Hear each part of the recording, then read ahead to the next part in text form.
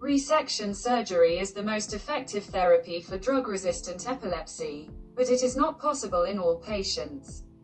One way to help such patients is chronic vagus nerve stimulation, an adjunctive neuromodulation therapy that was approved in 1997 for seizure relief. The mechanism is still under investigation.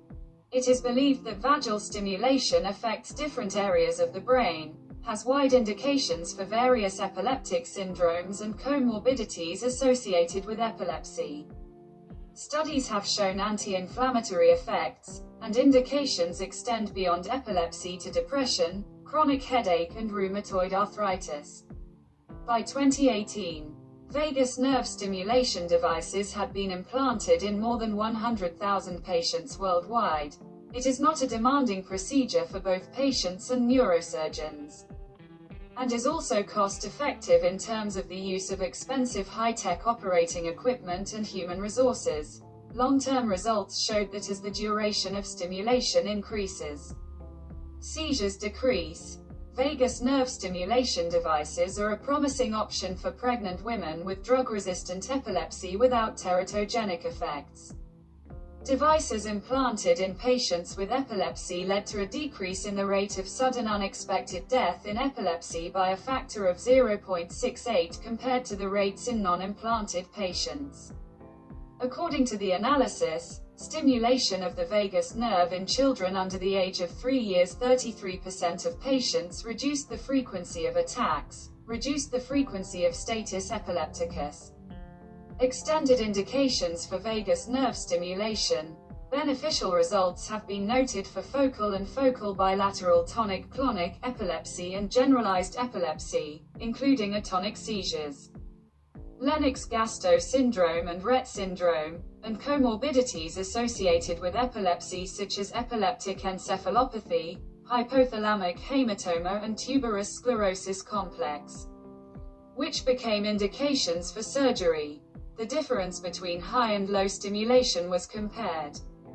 Randomized controlled trials showed approximately a 30% reduction in seizure frequency in patients receiving high stimulation and approximately a 15% reduction in seizure frequency in the low stimulation group.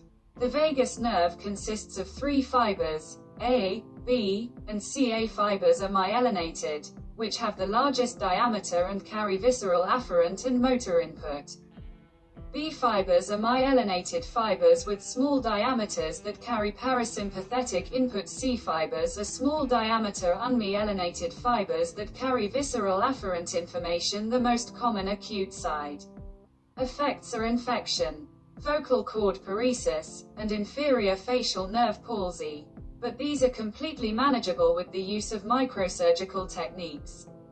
Side effects related to cardiac activity, such as bradycardia and asystole, can mainly occur during device testing. With long-term use, the most common side effects are cough associated with irritants, sore throat, and hoarseness. The goal of our study was to reduce the number of epileptic seizures with drug-resistant epilepsy by using the vagus nerve stimulation method and improve the quality of life of patients. 18 vagus neurostimulators, Dimipulse 103 and Aspire 106, have been implanted in the Children's Neurosurgery Medical Center.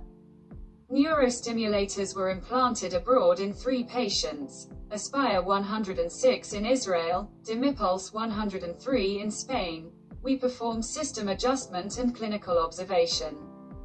The conducted analysis proves long-term effectiveness and good tolerability for both treatment groups.